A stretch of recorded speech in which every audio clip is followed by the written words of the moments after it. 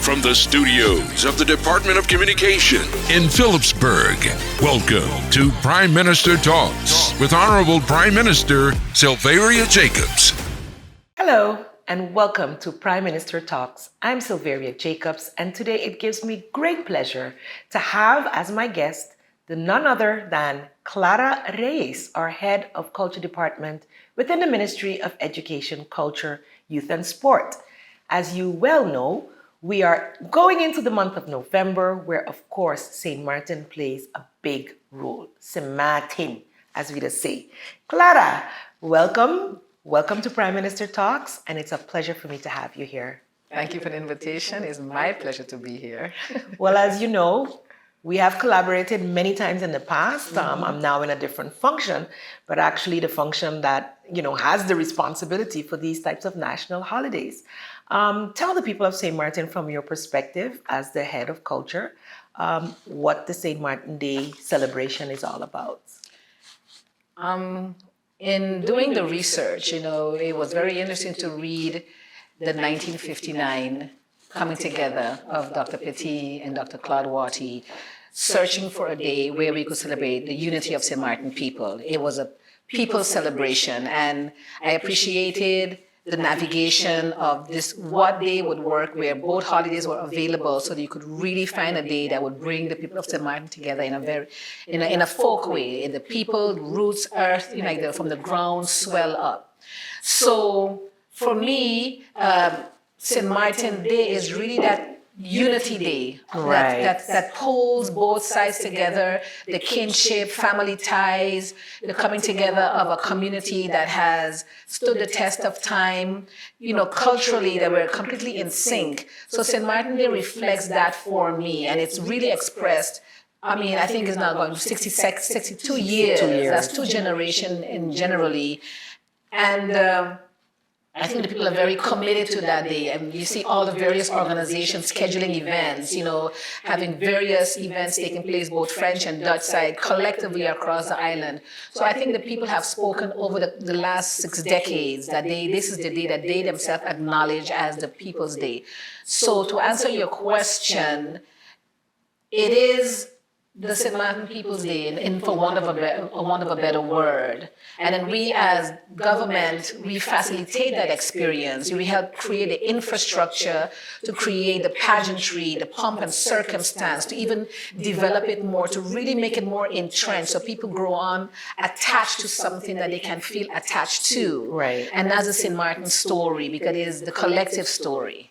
Right. And I think of late, you see a lot of persons hungry for more St. Martin, more heritage, more culture. And whereas maybe 20 years ago or so, there was a talk like, St. Martin has no culture. I think it's prudent for us as a government to make sure that people understand the difference between culture and heritage. Personally, what I've been experiencing is that a lot of young returning St. Martiners haven't gone away and come back and discovering, okay, what is my story? Now I have a platform to express that. 20 years ago, I don't think the St. Martin person felt the need to convince somebody that they had a culture. They're like, I'm living my culture. Why would I have to? Right. And when people would say that, even when they said it to me, I'm like, what are you talking about? I live it every day. Exactly. So I think the idea of being confronted with so much more presence of other nations and visitors, and who are very, proactive in celebrating their presence, we realize that as St. Martiners, we too have to be much more visceral and much more engaged in creating the cultural platforms, the imageries, the photographies, the videos, really create the tangible presence that we see ourselves reflected. Right. And I think that's what it boils down to. And then with social media, I see there's a St. Martin Pride, there's St. Martin Heritage, there's the Martin Trail. Everybody's finding different ways to say, listen, we exist, we have a story to tell, Exactly. and we have all these platforms that we're going to show it up in. So hence the very aggressive approach to finding films, finding photography. More young people are writing songs. Like in this preparation for St. Martin Day, we've discovered quite a few young people who are writing these amazing songs. So we're just finding better platforms to share our story. I think that's poignant. I know we're going to need more than one program to go into all the types of things that are being done. But of course, I had Alfonso here. We talked a little bit about the stuff he's been doing. So I promised the people of St. Martin, and I was reminded just last night that you said you were coming with more. I said, Clara's coming. So I have you, and we'll have you some more, and then bring some of the others who are key players in this field. Our theme for this year is we stand triumphant in the face of adversity. Tell us a little bit about why that is so key right now. Triumphant in the face of adversity for me is the idea of all the struggles that we conquer daily. It's not just the personal triumphs that we deal with in our own personal lives, but also on a national level, on a bigger scale. What are the big events that a society has gone through collectively, and we've stood up. For me, it really amplifies that. There's a constant thread that runs through the St. Martin community. We have always been strong. We've always stood up, dust off, got up. We didn't ask for handouts. We've been very proud. We've been people. When I think about my mom, the older people that pick Rockstone to build airport runway, everything, that has been the St. Martin mentality that I know, the can do, Yes. the stand up. And we just wanted to find a way to continuously show that thread that runs through the fabric of the St. Martin. We have a core characteristic. If we had to talk about a core characteristic, it would be the characteristic that we are strong, capable, Resilient. People. Bounce Do you back. understand? And for me, that was it. So we did a series of interviews with different persons for St. Martin Day, the virtual St. Martin Day celebration, that also showcased their personal struggles that they're dealing with, but also on a global level. On a national level, what are some of the things that we have dealt with and overcome? So that's what that simply means, to show that continuous thread running through. I think that's a good place for us to take a break right now, because we do have 3 segments, and I really want us to, in the next segment, go a little more into the different stories that will be told as we celebrate this St. Martin Day. So for more information on St. Martin Day 2021, do come back. This is Prime Minister Talks. Prime Minister Talks with Honorable Prime Minister Sylveria Jacobs.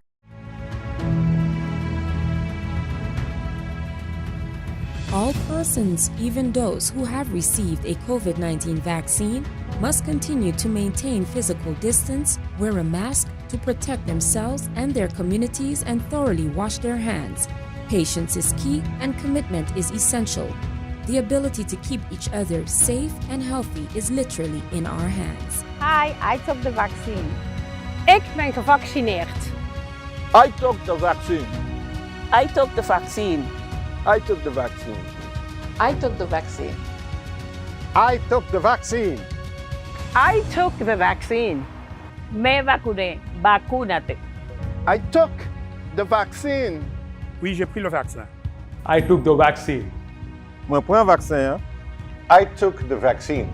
Be part of the solution. I will do my part.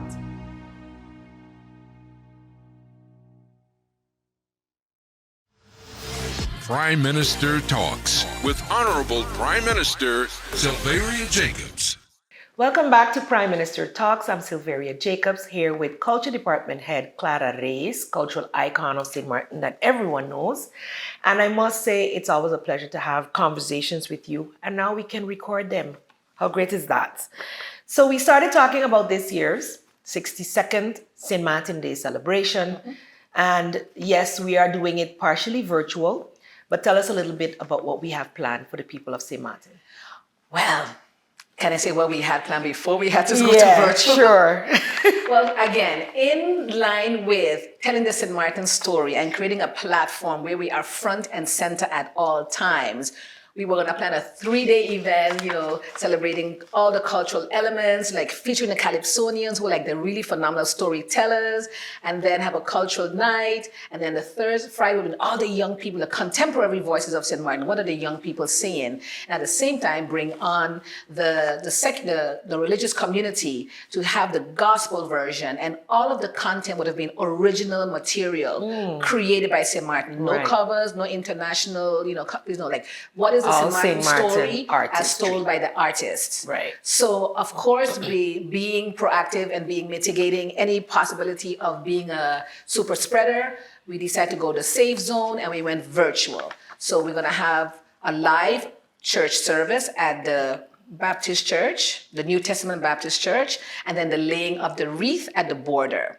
From So that that point, part is live. that part will be real time. Right. And then we go from that point on with the official speeches, and then the cultural manifestation, that will be virtual, will be a synopsis, really shrunken from a 3-day festival to our 2-hour cultural presentation, again, featuring the young emerging artists, the established artists, interviews with persons telling their personal stories of triumphs, as well as, the arts, the dances, the songs, as much as we can, really using a platform to celebrate our story and be triumphant in ourselves as a developing nation.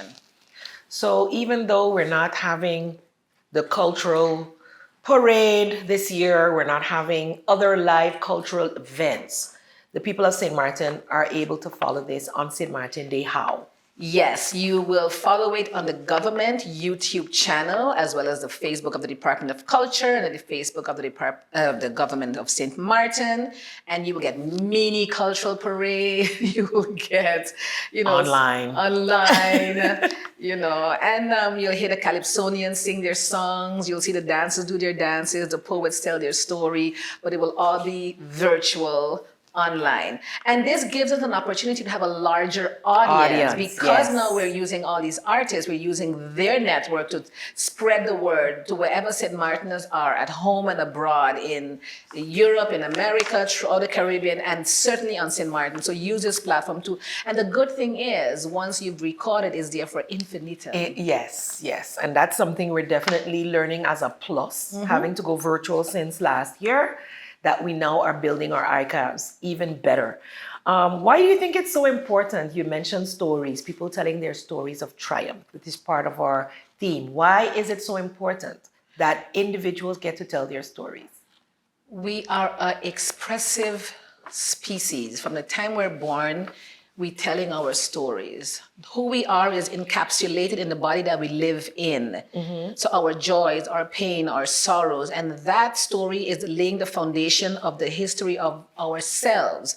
So St. Martin has a very powerful story. And I think the powerful story that I want people of St. Martin to know, we've always been proactive in the destiny of self, how we proceed forward. We've always been engaged with the liberation struggle throughout the enslavement period. We've been engaged with, finding our voice in the transition from country, like Netherlands Antilles to country status. We've always been saying, so it's very important, you have a story to tell. It's your history, it's your lived history, it becomes a world history. And we're adding to that whole landscape of what's happening globally with the human story. And St. Martin is not unlike any other nation. We are alive. Hence we matter. We have a story. We can't pretend that we have ancestors that laid foundation. And the most important part people need to understand is a level of intellect that is passed on. How we build our homes, the science. When you talk to an old person, we don't paint the house in June, because guess what? June is hurricane season.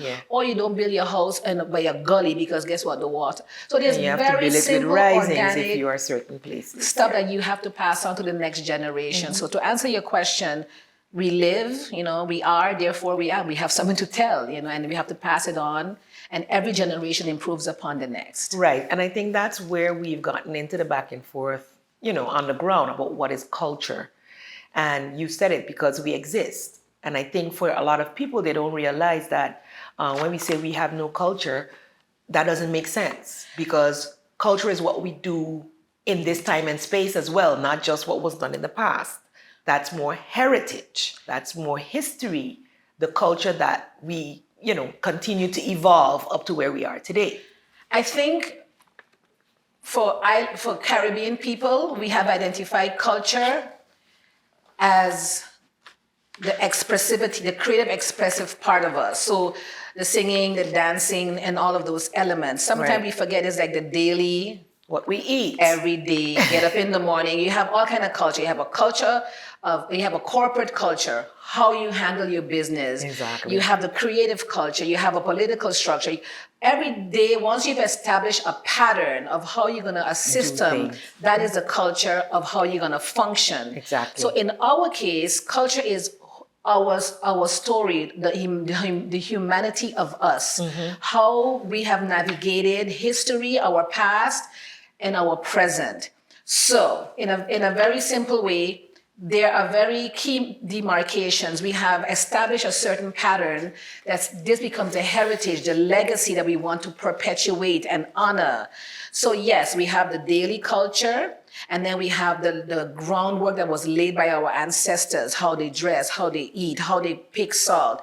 And you want to honor that because that was hard work. And that work brought us to where we are today. And you cannot just willy-nilly, even stone walls, the science to build stone walls have stood for 500 years. That's a very, very high level of skill set, you know, or how we decide to build homes that are interconnected, joined, that is not, even if you look at the vineyard, there's not one nail in the vineyard. The vineyard is put together in such a way that it moves with the wind.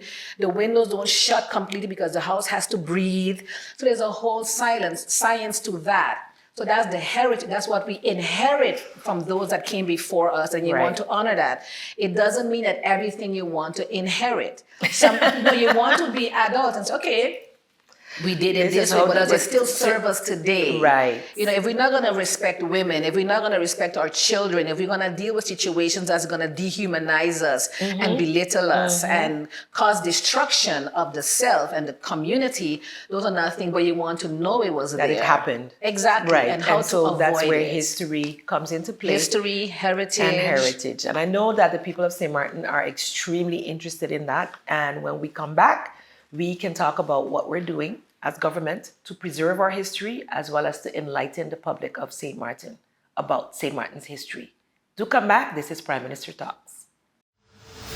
Prime Minister Talks with Honorable Prime Minister Sylveria Jacobs.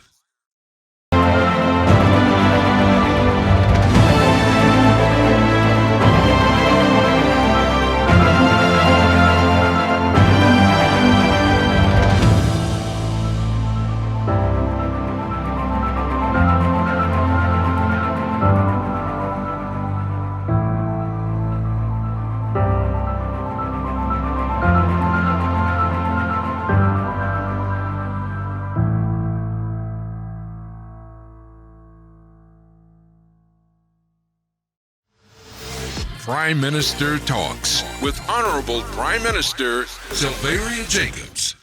Welcome back to Prime Minister Talks. We're talking about culture. We're talking about St. Martin Day, a day for 37 square miles where we'll come together and celebrate who we are, what we've done over the years, even how we do it today.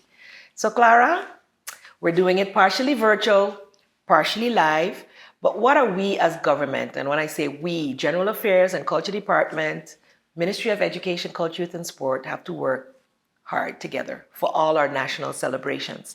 So what are we aiming for in a sense of to ensure that our cultural heritage lives with our people and continues to be something that can be taught and learned? Okay. One of the things that we're doing is this. We are putting an infrastructure in place that falls under the culture creative industry. The culture creative industry has 4 main pillars: arts, heritage, media, and creative services. The story of us has always been told mostly through the artists. We sing the songs, we do the dances, we write our stories. So there's a way of recording that already through the arts. When you engage with the arts, you establish a legacy, paintings that, for instance, if you want to see Front Street 50 years ago, look at a Roland Richardson etchings. You know, before photography, there's a way of capturing the nostalgia of who we were. So under the heritage infrastructure, so now we're building up all of these avenues. What are all the things that need to be done? So under heritage, what are the infrastructure? Underwater preservation, signing on to international treaties. So as a department, we're finding out what are all the things that we need, what are the infrastructure that are already existing that we can attach ourselves to that provide a very clear infrastructure to help with preservation. So our commitment as a Department of Culture is to preserve, to safeguard, to develop, to promote institutions, organizations, individuals that are practitioners and knowledge bearers. So we're doing the research, we're gathering, we're taking inventory, we're trying to find who's what, doing what, and how can we support those individuals and create a very clear action plan of what already exists and what can we do to make it last forever. So hence, especially under the heritage component, UNESCO treaties, all these different things, but also for schooling, we're doing this program called IRICH, Intangible Cultural Heritage, where we spent the last 4 years with UNESCO doing the research, and we have a document that's 32 pages long with the 5 domains that deal with traditional practices, the performance arts, the traditions of how we worship, oral history. So all of these have been documented, and this year we hope to launch a campaign to inform the community about it. And it's called IRICH, and IRICH have a dual purpose. IRICH stands for I Remember Intangible Cultural Heritage, but also attach the intrinsic wealth attached to culture. So like, why am I rich? Because I got my culture in my pocket. Okay. You understand? So no matter where you be, wherever you are, when you be, say bad English. It's allowed in here. You understand? You can go to the UNESCO website, you can read about this information, but we're also creating booklets and ebooks, so you can tap into this. House of Nehesi, we're in conversation with them to help us print this in such a way that it becomes a really beautiful book that you can read all this information. And we continue to support organizations and individuals. Alfonso, we had this one workshop with a Canon and then a website where you can begin to put your story down. And so, or even, for instance, we're in conversation with Fernando Clark. He has all his history about Calypso. How do we put the books together? So at this point is identify who's who and who's doing what, and how do we gather as much information to create content that we can have as tangible evidence of our story. So I hope that answers the question. Yes. So I think, I'm sure some would need to get a deeper explanation because this is what you're living. And because I was also part of that process, it's there, but we do have to do a lot more. We do have a lot in the schools already, but yes, what people have been calling for is literature. So it's great to know that 4 years of research has taken place and we're about to have even more literature out there, not just for schools though, but also for the general public. The general public also has to be responsible. We cannot always expect government to do everything. All the books that need to be written have not been written. All the research that needs to be researched has not been researched.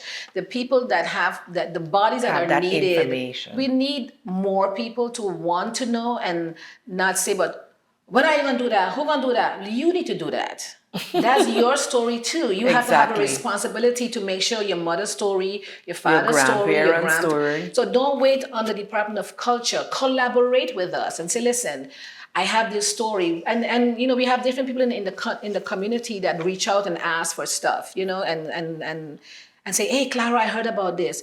But ultimately, the story of us is all of our responsibility. Our job as the government of St. Martin is to help facilitate and support you to tell that story. But it just can't be completely on government. I was doing this before I came on this seat. Exactly. Alfonso, in addition to who he is as an archivist in the government building, all those wonderful imagery, that's his labor of love. Who else? Alain Duzon, he donated over 30,000 images of pictures that he's taken in his lifetime. You have different people, the Davy Woods, the Christian, David Christian. You have, there are people, the Beverly Hymans, you have all these individuals who understand gathering our story and have been documenting it. And we're not even talking about the artists living abroad, the Debbie Jacks, the Anastasias, the young generation, Juana Sky, Menelik. You know, you have all these artists that are producing content, writing stories, and then you have people like Jonathan van Arneman, who just came back and who's doing further research to add to the landscape. So it's a collective work. It's not somebody else's work. And I think that's the most important thing I tell people all the time. When I go to funerals and I listen to eulogies, those are history books of the regular people of St. Martin. You know, so there's even a concept I would like to explore is like, how do we then call the community to do a national search for history? You know, donate your pictures, donate your eulogies. How do we create these books to like really pull the St. Martin story together and really present it? I love your passion for the subject. It is something that moves me. It is something that gets me every time, and I'm happy to see and hear what all is happening behind the scenes. I think the people of St. Martin need to know this. And yes, we're going to make the call that you look into your own archives, see what you have that you can donate to the cause. And as we move into celebrating St. Martin Day, Clara, what would you like to say to the people of St. Martin? Tune in, share the page, you know, celebrate with us your story, our story, you know, honor the performers, honor the various people who have taken the time for love of self to support them, celebrate with them what they're sharing with you. And let's all work together so we can do this live as well, you know. COVID has taught us many things. There's pluses and negatives about it. But I would say to be engaged with your own story, be responsible for your own story, make sure it's being told, documented, use your video cameras, you know, tune in on November 11th and be a part of the joy and the celebration and see the beauty that we have put together for you in collaboration with a lot of people. Thank you so much, Clara, for joining me here on Prime Minister Talks. St. Martin is you, St. Martin is me. Let us all get together and share the beauty of St. Martin, not just on St. Martin Day, but every day. Have a great day.